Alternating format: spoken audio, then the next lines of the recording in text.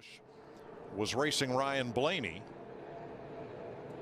Well, the GPS is what, sets this up.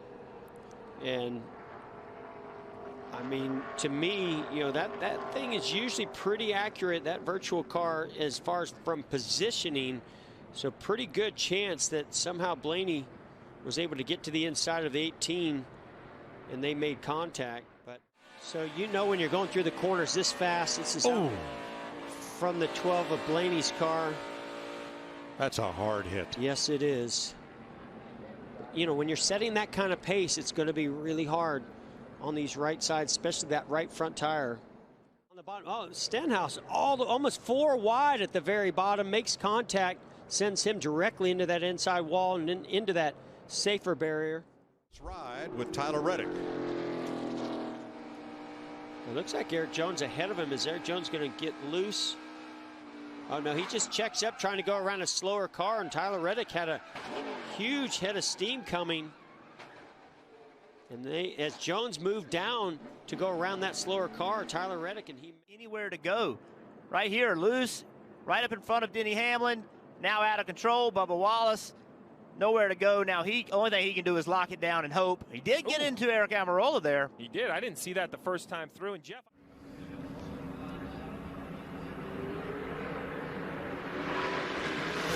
Well, it wasn't much. It's interesting how he touches the 6. He starts spinning the wheel.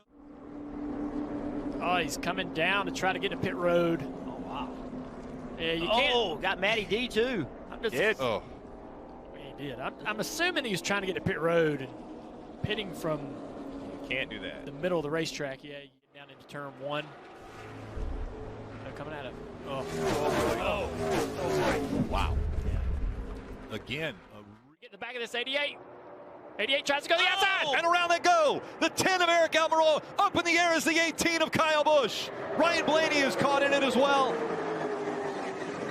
Can't tell who is wedged up against the wall with Almirola. The 18 was airborne. It's the 88 of Bowman. Oh, the 18 gets turned sideways by a push from the 8 car. Tyler Reddick.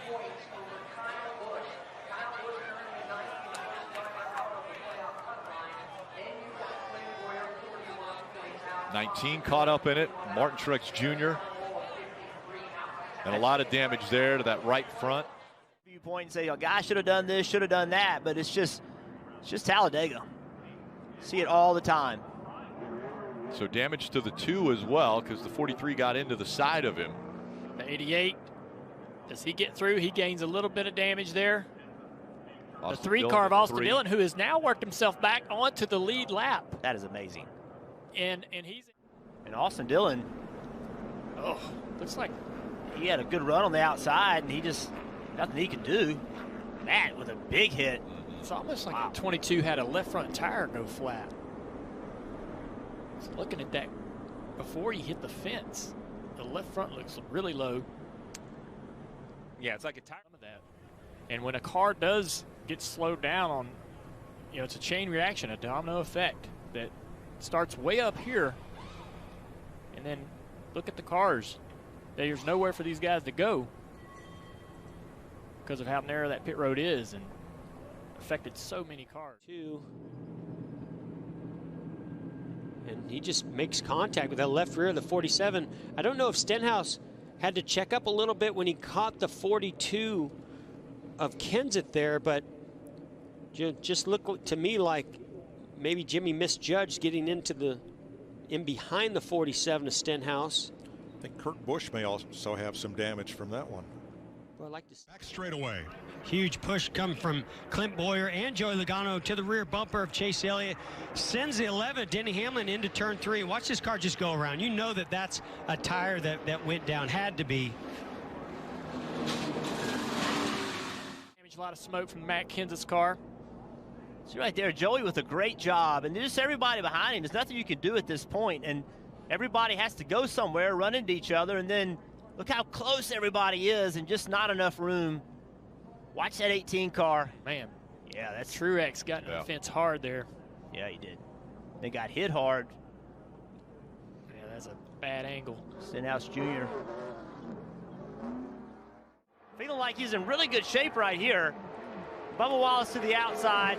The 11 is to the back of Joey Logano. That gets him into Bubba Wallace. William Byron makes it 4 wide. Now that's when they make the contact. Cut the right rear tire. Matty D could not get slowed down, and that's how quickly things happen at Daytona. Just a point of the race where you can't lift. You cannot lift right there. Control of this race changed on that green flag. Oh, hard into the wall. Denny Hamlin from the lead slams into the wall. Again, we see a right side, right front failure, and Hamlin hard into the wall. Down here, catch your breath.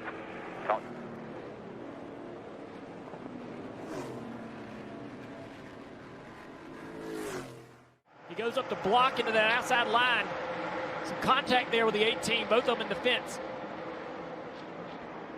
Then behind him, the 24, the 48, the 21.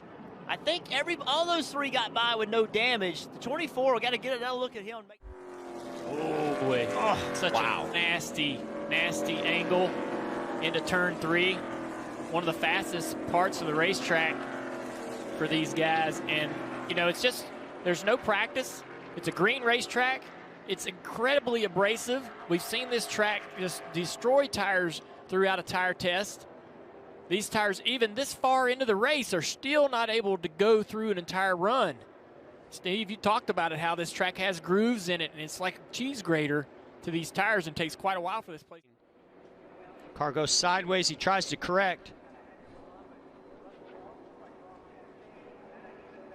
You know, those kinds of impacts for Logano, it might not look as big of an impact as what we see some of these other cars because of the damage, but when you get right into the driver's side, sort of swaying back and forth right before he made contact with the 2.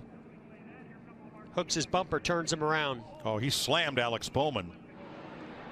And then it's on. And for the second time in less than a handful of years, Eric Almirola ends up being knocked out of contact in the right rear tire. Look at that, how quickly that car. The contact, the head-on hit into the outside walls. Really looks like Ryan Newman got into. Oh, Christopher Bell trying to get up in front of him. Then they make contact. Oh. Poor Ryan Preece. We talked about he's had a string of last place finishes, and wow, such a Junior and I in this booth, when he was heading to that wall, we were both cringing. Just not. Lock bumpers and turns Ryan Newman around. Upside down he goes. Corey LaJoie coming along, making contact. Blaney tried the top side, tried to get low. Ryan Newman goes around, and the car goes to its roof, and here's the on-rushing Corey LaJoie picking it up and over.